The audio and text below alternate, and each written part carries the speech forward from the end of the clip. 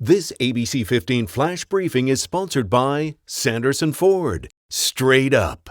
Hello, I'm Danielle Lerner with your top stories from ABC 15 Arizona. Evacuation orders are still in place for residents of Crown King. Their homes threatened by the horse fire. That wildfire burning in the Prescott National Forest is now about 9,000 acres with no containment. Crews having to fight it with only air tankers because it is in such a remote area. Checking the latest coronavirus numbers now, the state health department reporting 742 new cases Sunday, pushing the total number of confirmed cases past 231,000. Meantime, the percent of tests coming back positive continues to stay above that 5% comfort level. Sunday's report showing about 7% of all tests coming back positive. And sadly, another 3 people have died from the virus. The total number of lives lost now more than 5,800. Well, Arizona among those states where cases are rising. So how do we compare overall, and could state leaders be doing more? Tonight, ABC 15's John Genovese is breaking down those numbers. Across the country and with flu season right around the corner, many experts say we're now entering a third wave of coronavirus cases that could stretch into the new year. Arizona seeing an increase, but our state's still faring much better than just a few months ago. Even so, emergency room doctors say their concern has never let up. It's very high, and I'm not trying to be an alarmist at all. Over the past few weeks, Arizona's percent of positive test rate growing to above 5%. At the worst points in June and July, the state was averaging more than 3,000 new cases a day.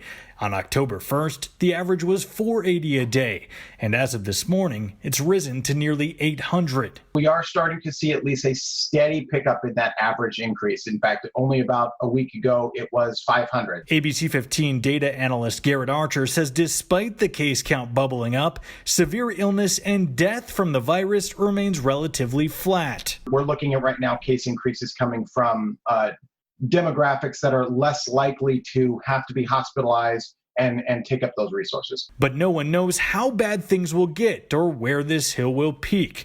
Governor Doug Ducey committing last month in terms of restrictions and closures, we're not going backwards. Arizona's open. We are not going to be, due to a gradual rise in cases, be making any dramatic changes.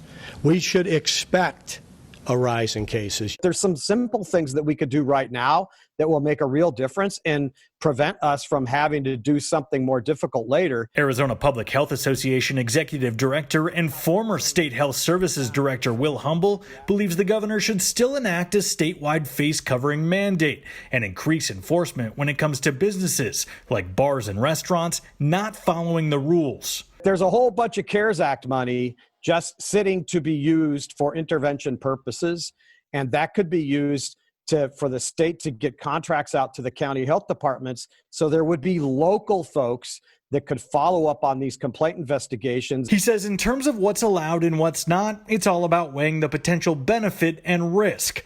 What's okay now might not be the case if mitigation measures aren't proactively taken, and another hotspot here erupts. John Genovese, ABC 15, Arizona. Well, meantime, Chaparral High School in Scottsdale is working to get a handle on an outbreak of COVID-19 cases among students there. This after the district got word that 4 more students had tested positive, bringing the total to 18. More than half of those students attended school last week.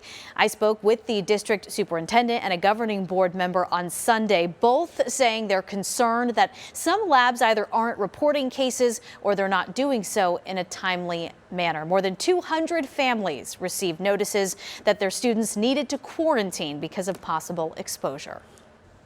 With your most accurate forecast, I'm meteorologist Jorge Torres. It was a cooler day today once again with a high of 96 degrees. That's still above the average of 88. And those highs will remain in the mid and upper 90s for the next several days before our next cool down arrives next weekend. But tonight they will feel like fall in northern Arizona with lows in the 30s and 40s along the rim, 50s in Sedona and Payson, and 60s to the west with one more day of 100-degree heat, at least in Yuma. Everyone else as you head toward the lower deserts in the upper 90s from Casa Grande to Quartzsite, Lake Havasu City, 98 there, same in Bullhead City. 90 in Kingman, 75 in Flagstaff, and 76 down the road at the Grand Canyon. That planner for your Monday in the Valley showing temperatures starting off in the 60s in the morning, climbing to near 90 at noon, and those highs will be in the mid and upper 90s once again. It's going to stay that way through at least about Thursday, and then look at what happens beginning late next week and into next weekend. Highs will be in the lower 90s finally Friday and Saturday, and even calling for highs in the 80s a week from today.